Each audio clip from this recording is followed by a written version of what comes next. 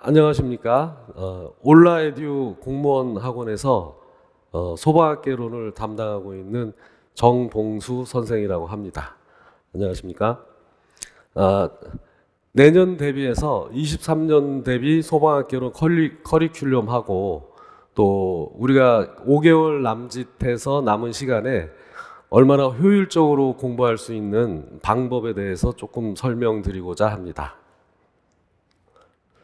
자, 첫 번째 23년도 출제 경향 분석인데요.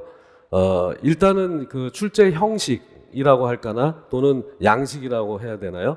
출제 문항수 변화가 예상이 됩니다. 예측이 되는데 보통 20문항에서 한 5문제 정도 늘어날 걸로 예측을 하고 있거든요. 자, 그렇다면 이제 이전보다 소방학개론을 준비하는 내용적인 측면에서 전체 범위는 변하지는 않았지만 5문제가 늘어났거든요. 그렇다면 20문항에서 5문제 정도 늘어났다는 것은 25%가 문항수가 증가됐다는 것을 얘기하고 있죠. 자, 그렇다면 이제 그 전에 공부했던 방법과는 다르게 25% 정도는 더 섬세하게 자세하게 공부를 해야 될 필요성이 있습니다. 또 한쪽으로는 고려되고 있는 사항이 사지선당에서 오지선다형으로 하나의 선다형이 더 늘어나게 되면 또 역시 25%가 증가가 되기 때문에 25 곱하기 25를 하게 되면 625가 되겠죠. 그러면 62.5%나 더 자세히 내용을 점검을 해야 될 필요성이 있을 것 같습니다. 그래서 공부하는 방법이 이전보다는 조금 더 디테일하고 자세하게 원리 위주로 공부를 하지 않으면 고득점을 맞기가 좀 어렵지 않을까 하는 그런 예상에서 말씀드리고자 합니다. 자, 그런 문항수 변화에 대해서 말씀드렸고요. 출제 경향을 좀 예측해 보고자 합니다. 일단 여러분들도 잘 알고 계시는 것처럼 기출문제 중에서 2회 이상 출제된 문제에 대해서는 그 출제된 문제 내용을 샅샅이 공부하는 게 필요하다고 볼 수 있습니다. 이 부분은 물론 여러분들이 기출문제의 중요성을 잘 알고 있으리라 보는데요. 제가 보는 관점은 2번에 있습니다. 그 전년도 출제 문제에서 던져진 언급된 새로운 내용 중에서 학과적으로, 그러니까 소방개론 학과적인 측면에서 좀 중요하다고 생각되는 부분이 있어요. 자, 그전에는 좀 시험 문제 자체가 난이도가 그렇게 높지 않았는데 소방학개론 자체에서 중요하긴 한데 언급하기가 좀 어려운 부분을 출제자 분께서 한번 언급을 전년도에 딱 던져놓고 그 이후에 출제하는 경향이 있다는 것을 저는 그런 시각을 가지고 있습니다. 자, 그래서 한번 그 예시 문제를 많은 것 중에서 한 문항을 가져와 봤는데요. 자, 요게 이제 17년도 하반기에 그 MIE 최소 발화 에너지에 관해서 설명한 것으로 옳지 않은 것은 이렇게 이제 출제가 됐는데요. 답은 4번인데 내용 문제 자체는 이제 여러분들이 잘 풀어봤으니까 익히 아실 거고. 자, 여기 3번 문항에 보면 화학양론 조성이라는 새로운 용어가 나왔습니다. 원래 화학양론 조성비 또는 화학양론비 이 자체는 소방학개론에서는 굉장히 중요하게 가연성 기체에서는 굉장히 중요하게 다루어져야 되는 그런 내용인데요.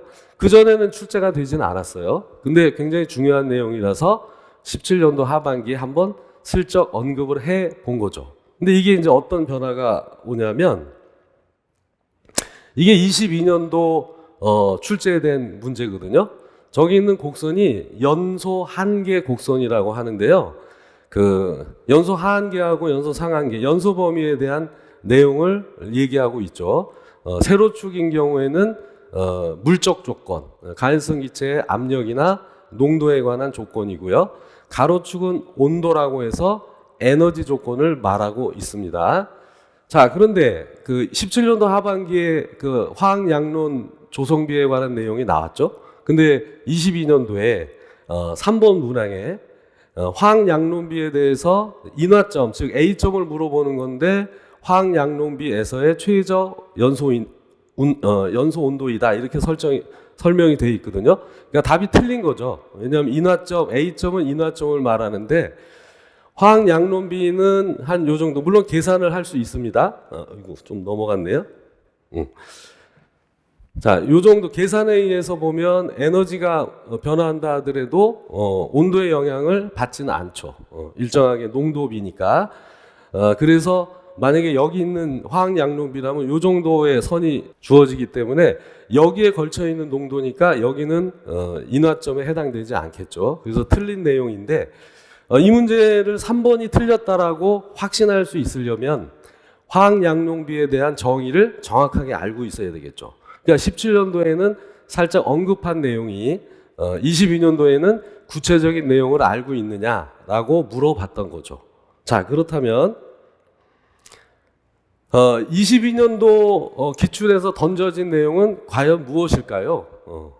자, 문제는 기체상 연료 노즐에서의 연소에 대한 일반적인 설명으로 옳은 것을 있는 대로 구하시오 이렇게 얘기를 했는데 여기서 이제 기역번, 니은번은 과거에도 출제된 내용이었습니다. 그런데 이제 디귿번에서도 화학 양론비라는 용어를 쓰고 있죠. 물론 여기서 화학 양론비를 쓰는 표현이 적합한지는 좀 따져봐야 되는 문제인데 혼합비라고 써야 되지 않을까라고 하는 개인적인 생각은 있습니다. 근데 새롭게 던져진 내용 중에서 리을번에 보면 연료 노즐에서 흐름이 난류인 경우하고 확산연소에서의 화염의 높이는 분출 속도에 대해서 비례한다라고 얘기를 했어요. 자, 그전에는 유체의 흐름은 크게 나눠서 이제 측류하고 난류로 나뉘어지는데 그게 이제 보통 말하는 유체의 흐름, 유체라고 하는 것은 이제 고체가 아닌 액체나 기체의 흐름을 얘기하는 거죠. 액체나 기체를 얘기하는 거죠. 그거를 유체라고 하는데 그 유체에 대한 얘기, 유체 역학에 대한 얘기를 살짝 또 언급을 했어요. 여기서 측류하고 난류에 대해서 측류라는 말은 없지만 그 난류에 대한 얘기를 했습니다. 그래서 여기서 일단 틀린 내용이에요, 얘는. 근데 그 예전에는 새로운 얘기가 나왔다면 그냥 맞는 얘기로 넘어가야 되는데 요번에 출제된 것은 틀린 내용으로 출제가 됐기 때문에 다음 중에서 맞는 것을 골라라고 할 때 4번에 보면 리을번이 들어가 있거든요. 이 얘기는 리을번에 대한 내용을 정확히 모르면 어차피 이거는 틀릴 수밖에 없는 그런 상황이거든요. 자, 유체의 흐름은 대부분이 이제 처음에는 그 측류라고 하는 것은 간단하게 얘기하면 유체의 안정된 흐름입니다. 난류라고 하는 것은 처음에는 이제 측류로 흘렀다가 여러 가지 영향을 통해서 그 유체의 흐름이 혼란스러워지는 상태를 난류라고 하게 되는데요.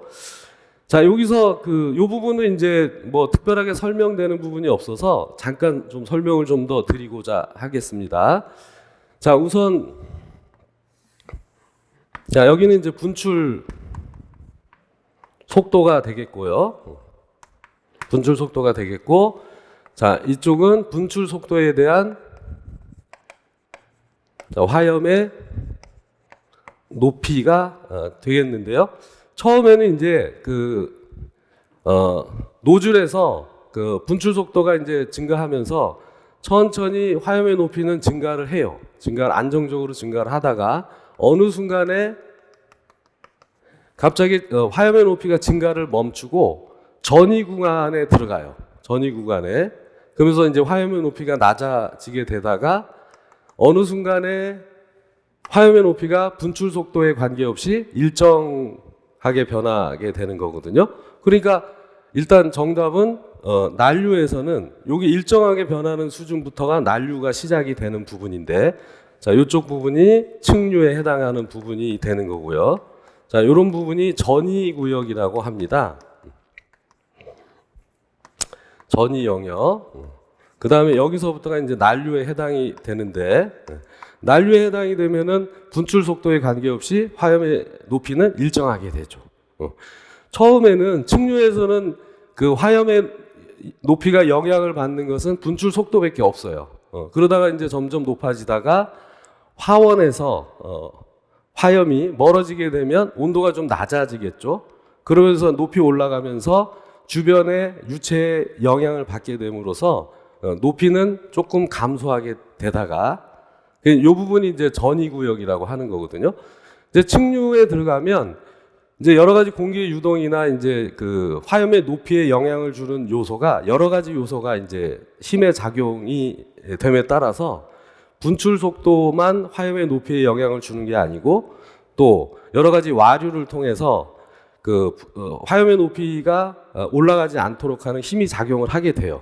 그래서 난류에서는 화염이 높이 올라가는 힘하고 또 내려가는 힘이 어떤 동적 평형 상태를 이루어서 난류 상태에는 분출 속도에 영향을 받지 않고 일정하게 되는 거거든요. 자, 그렇다면 리을번은 뭐라고 돼 있나요? 난류 흐름의 경우 확산 연소에서 화염의 높이는 분출 속도에 비례한다라고 했는데 비례한다는 말이 틀렸죠. 분출 속도에 관계없이 화염의 높이는 일정하다. 이게 답이거든요. 자, 이것처럼 22년도 이전에는 난류나 측류나 유체의 흐름에 대해서 한마디도 얘기 안 하다가 한번 던졌어요. 그럼 과연 이 내용이 다음 연도에는 어떤 문제로 나올런지는 예상을 해볼 수 있겠죠. 조금 더 이 부분에 대해서 그동안의 유체의 흐름에 대해서 공부를 조금 더 심화해서 해야 될 필요성이 있다는 걸 알 수 있다는 얘기죠. 자, 그 다음에 또 한 가지 얘가, 자, 22년도에 이제 출제된 문제인데요. 뭐, 다른 내용들은 다 여러분들이 알고 있으리라고 보고, 자, 4번에 보면, 반응 폭주라는 말을 툭 던져놨어요. 이전에는 반응 폭주라는 말이 전혀 나온 적이 없거든요. 기출문제. 그런데, 폭발의 종류라고 해서 반응 폭주라는 말을 한번 던졌어요. 그러니까 이 반응 폭주도 어떻게 다음 연도에 문제가 출제될지는 또 예상을 해봐야 되겠죠. 그렇다면 반응 폭주에 대해서도 우리가 충분히 공부를 해봐야 된다는 얘기예요. 이해되시나요? 자, 힌트를 한번 드렸고요. 자, 그래서 이런 여러 가지 그 소방학개론을 공부하면서 예전보다는 좀 더 소방 원론에 가깝게 심도 있게 문제가 출제가 된다는 것을 예측을 해볼 수 있습니다. 자, 원래 그 소방학개론 과목의 이제 특성과 학습 요건에 대해서 말씀드리고자 합니다. 소방학개론은 한마디로 얘기하면 융복합적 공학이라고 볼 수 있습니다. 자, 일단은 화학공학이 많이 그 영향을 끼치겠죠. 연소론이나 소화론이나 위험물 이런 경우가 화학공학에 많이 영향을 받고 있죠. 그 다음에 그 건축공학적인 내용도 일부 들어 있습니다.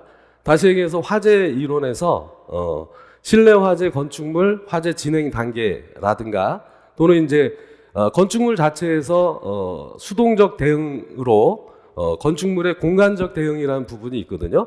그래서 이런 부분 건축물의 화재 단계 또는 피난 계단의 조건 뭐 여러 가지 관계법규에도 내오는 내용이겠지만 이런 부분에서도 아주 심도는 아니지만 아주 얕게라도 건축공학에 대해서 조금은 이해를 해야 되지 않겠느냐 하는 게 저의 생각이고요. 그 다음에 이제 소방기계 설비입니다. 일종의 이제 수계소화 설비에서 가장 중요한 게 가압 송수 장치가 되는데 그 속에 이제 배관이라든가 펌프라든가 소화수의 흐름 전체가 바로 유체의 흐름이거든요. 대부분 다 난류에 해당이 되는데 기계 설비, 기계공학적인 요소가 있습니다. 그러니까 기계공학적인 아주 기본적인 뭐라 그럴까 모션이나 기본적인 베이스가 조금은 있어야 소방 기계 설비도 충분히 이해를 잘 하실 수 있지 않을까라고 하는 생각이 됩니다. 또 전기공학입니다. 자동화재 탐지 설비 자체는 전기적인 설비에서 이루어지겠죠. 그러니까 소방 전기 설비라든가 또는 전기적 점화원, 정전기의 이해라든가 이런 부분에서도 약간 전기적인 소양이 필요하지 않을까 생각이 되고요. 그 다음에 이제 유체 역학인데 아까 유체 역학에 대해서 측류하고 난류에 관한 얘기를 했습니다. 근데 실제적으로 가압송수 장치에서 배관 속에 흐르는 소화수의 흐름은 다 난류예요. 대부분이. 그리고 연기의 유동이라든가 또는 이제 화재가 났을 때 화원에서부터 일어나는 화염의 움직임이라든가 화재 플럼이라든가 이런 부분이 다 유체역학, 유체의 흐름에 해당이 되는 거거든요. 그래서 유체역학에 대해서 물론 어렵습니다. 유체역학이 아마 제일 어렵다고 보여지는데요. 자, 그런데 이게 구급 공채 시험에 어떻게 녹아들지는 조금 더 이제 연구를 해봐야 되지만 좀 신경을 쓰고 있어야 되지 않을까 하는 생각이 듭니다. 자, 그래서 소방학개론을 공부하는 데 있어서 단순하게 암기만 해서 준비한다라고 하는 것은 참 좀 적절하지 못한 학습 방법인 것 같아서요. 조금 겁주는 것도 아니지만 겁주는 것이 아니라 좀 공학적인 이해와 논리가 필요하지 않을까라고 하는 측면에서 소개를 드리는 겁니다. 자, 저희가 이제 앞으로 5개월 남았는데 온라에듀 공무원 학원에서 필요한 내용을 좀 설명을 드리고자 합니다. 처음에 이제 학생들이 인강에 의존해서 인강을 많이 수업을 듣고 있죠. 물론 인강도 많은 장점이 있습니다. 근데 이제 제가 여기서 경각심을 좀 갖게 하기 위해서 좀 인강에 좋지 않은 점을 소개를 많이 한 거에 대해서 미안하게 생각을 합니다만은, 자, 일단은 인강을 듣고 실강 효과가 나오려면 인강을 50번 듣는다 그러면 최소 2배 또는 3배의 시간적 할애가 필요합니다. 그러니까 계속 인강만 쭉 듣는 게 아니고 듣다가 이해가 안 되면 생각해보고 책도 찾아보고 이해를 돈독히 해야 다음 과정을 넘어갈 수 있는 겁니다. 그런데 학생들은 대부분 그냥 쭉 듣고만 보고 맙니다. 그럼 학습 효과가 좋지는 않겠죠. 자, 그리고 인강은 학생별 특성을 고려한 개별적 학습 관리가 부족합니다. 그렇지만 실강은 선생님하고 접촉을 함으로써 또 선생님들이 학생들의 개별적인 특성을 파악하겠죠. 이 친구는 표현을 이렇게 하는구나. 똑같은 내용을. 또 다른 친구는 표현을 똑같은 내용을 또 다르게 표현하는구나. 이런 거는 경험이 많은 선생님일수록 금방금방 알아듣거든요.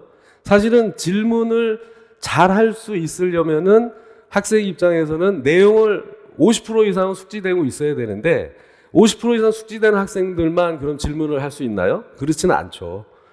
어떤 거라도 선생님한테 찾아오면 표현이 좀 어눌하고 좀 적절하지 못한다 하더라도 저는 금방금방 알아챌 수 있거든요. 그래서 학생이 궁금해하는 게 뭔지 충분히 설명을 할 수 있게 됩니다.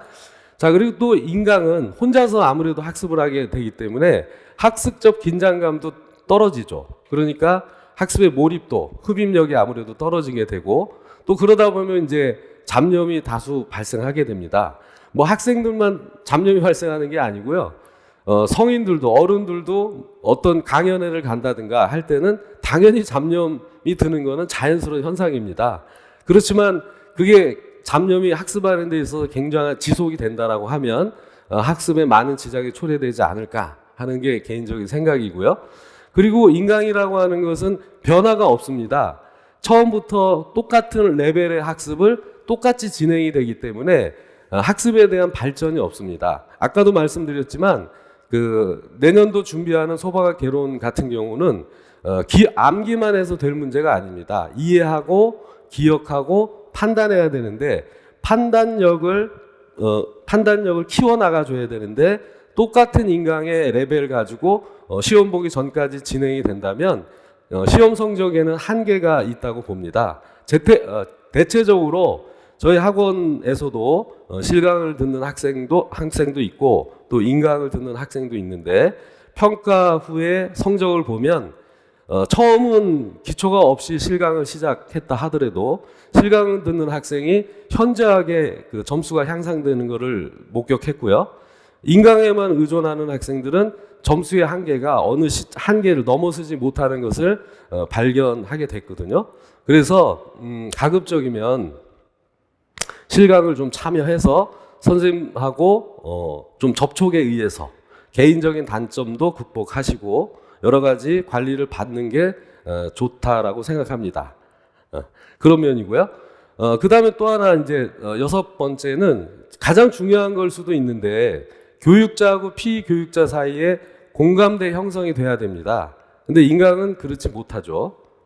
그게 가장 큰 문제입니다. 사실 학생 입장에서는 선생님들이 수업을 할 때 학생들이 수업을 듣고 있는데 과연 나를 기억할까? 라고 생각은 하지만 선생님들은 개개인의 특성, 눈빛, 움직임 이런 걸 다 간파를 하게 되거든요. 그래서 그 학생이 질문을 했을 때 어떻게 받아줘야 될지 즉각적으로 반응을 합니다. 선생님들은. 그러니까 학생들은 나를 과연 알까? 뭐 이런 생각을 하실지 모르겠지만 선생님들은 대부분 경험이 많아서 금방금방 느끼고 있거든요. 그러니까 그런 점은 믿으셔도 될 것 같아요. 그래서 여태까지 보면 일단은 그 소방학 개론 자체는 다양한 공학이 복합적인 상태로 돼 있기 때문에 단순하게 암기만 하면 안 된다는 거예요. 일단은 이해를 해야 되고 논리적으로 사고해야 되고 이해를 하다 보면 자연스럽게 기억이 됩니다. 1회독, 2회독, 3회독까지만 해도 인강을 30번 회독한 것보다는 효과가 더 크지 않을까 감히 말씀드릴 수 있고요. 자, 그리고 세 번째가 제일 중요한 건데 앞으로 출제되는 경향에서 이해를 바탕으로 한 기억이 확립이 돼야지 출제 문제의 이해와 판단 능력이 향상이 됩니다. 왜냐하면 소방학 개론 같은 경우는 처음에 저희가 저희 나라에서 일본에서 많이 영향을 받았습니다. 그 일본 한자를 그대로 번역하는 과정에서 똑같은 내용인데 여러 가지 용어의 해석이 많습니다. 아직 용어가 정립이 안 됐고요. 그 얘기는 사실은 공부하는 그 학생 입장에서는 굉장히 학습적 부담이 됩니다. 똑같은 내용을 다른 표현으로 4가지, 3가지, 5가지 된다면 굉장히 힘들겠죠, 공부하는 게. 그리고 또 요즘에 이제 교수님들 또 공부하는 이제 학자들이 요즘에는 또 미국에서 많이 그 재난이라든가 소방학 개론 여러 가지를 또 받아들이고 있습니다. 그러니까 일본에서 받아들이는 내용, 미국 쪽에서 받아들이는 내용이 막 혼재돼 가지고 정리가 되지 않고 있습니다.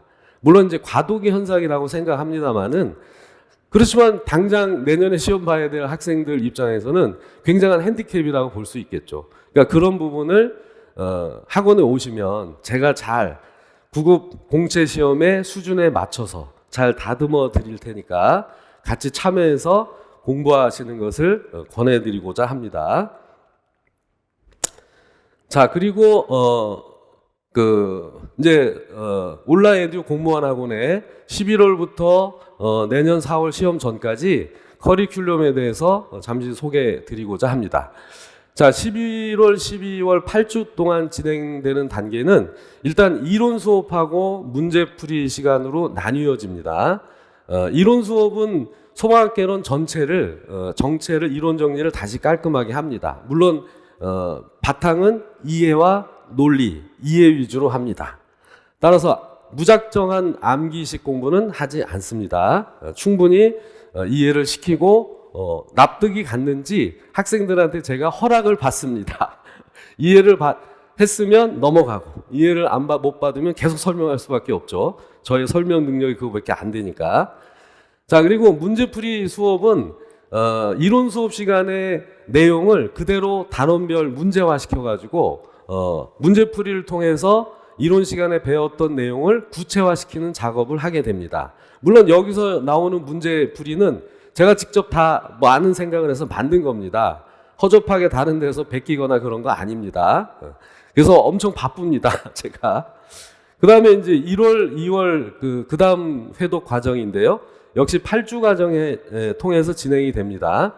자, 이론 수업은 물론 전 과정을 설명을 하긴 하지만 출제 예상되는 내용은 집중해서 수업을 합니다. 그리고 기존의 학습의 수준에 조금 벗어나서라도 아까 말씀드렸던 유체역학이라든가 또는 반응 폭주라든가 새로운 내용에 대해서 심화학습을 조금 하겠습니다. 그리고 학생들 입장에서는 어느 부분이 중요하고 덜 중요한지 잘 모릅니다. 다 똑같이 공부합니다. 그래서 이제 시험이 가까이 오게 되면은 내용에 대해서 이제 강조점을 줄 겁니다. 전체적으로 학습을 하면서 어떤 내용은 중요하다, 이런 내용은 저 다른 내용하고 연결된다, 이런 내용을 충분히 이론 수업을 통해서 이제 이루어지게 되고요.